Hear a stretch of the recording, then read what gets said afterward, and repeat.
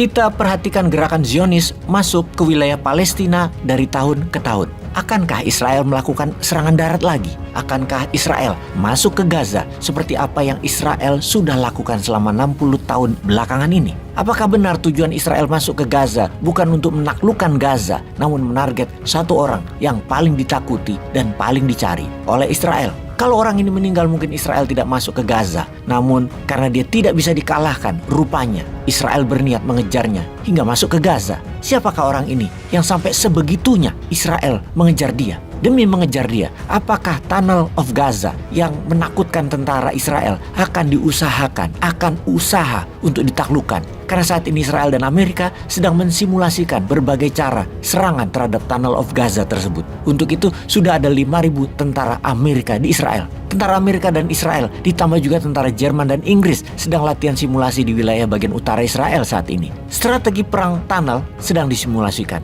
Salah satu strateginya, akankah tunnel tersebut dibanjiri air atau di flooding? Akankah diberikan gas yang mematikan disebar ke Tunnel of Gaza ini? Namun keraguan muncul karena ratusan sandera Israel ada di dalamnya. Warga Israel selama 20 hari telah diculik Hamas lebih dari 100 orang. Demikian juga tentara Israel yang jadi tameng hidup bagi Hamas. Diletakkan tidak ada yang tahu di mananya. Yang dapat dipastikan ada di dalam tunnel. Namun di mana? Akankah Israel mengorbankan warganya sendiri yang jumlahnya ratusan tersebut?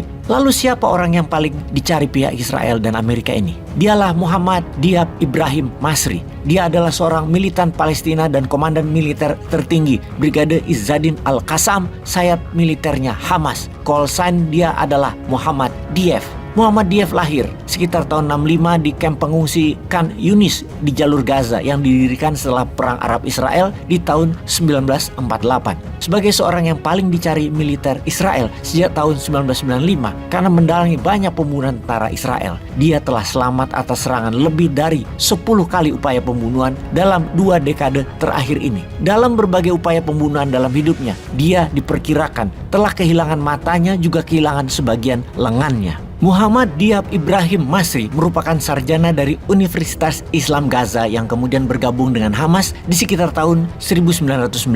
Setelah bergabung dengan Hamas, dia kemudian dikenal dengan nama Muhammad Dief. Dief berarti tamu dalam bahasa Arab karena gaya hidupnya yang nomaden. Di tahun 1993, dia tertangkap dalam perjuangan Intifada di penjara selama 16 bulan. Kemudian karirnya di tahun 2002 menjadi komandan Hamas tertinggi dari sayap militer Al-Qassam. Dalam hal menyerang Israel, Dief dikenal dengan menciptakan pasukan berani mati dan pasukan pembom bunuh diri. Itu adalah salah satu senjata perang ciptaan yang paling menakutkan. Puluhan bahkan ratusan tentara Israel telah menjadi korban sejak tahun 1995. Selama 26 tahun, Dief merupakan the most wanted man oleh Israel. Dalam usaha pembunuhan terhadap dirinya, dia telah selamat lebih dari 5 kali serangan udara, ada juga drone, termasuk 5 kali sniper, dan beberapa serangan roket. Beberapa kali dia dikabarkan meninggal oleh serangan tersebut. Ternyata, dia muncul lagi beberapa saat kemudian dan melakukan serangan lagi kepada Israel. Dalam sebuah serangan udara di tahun 2014, keluarga Dief jadi korban, yaitu istrinya, bayi laki-laki berusia 7 bulan dan anak perempuannya berusia 3 tahun tewas akibat serangan udara Israel tersebut.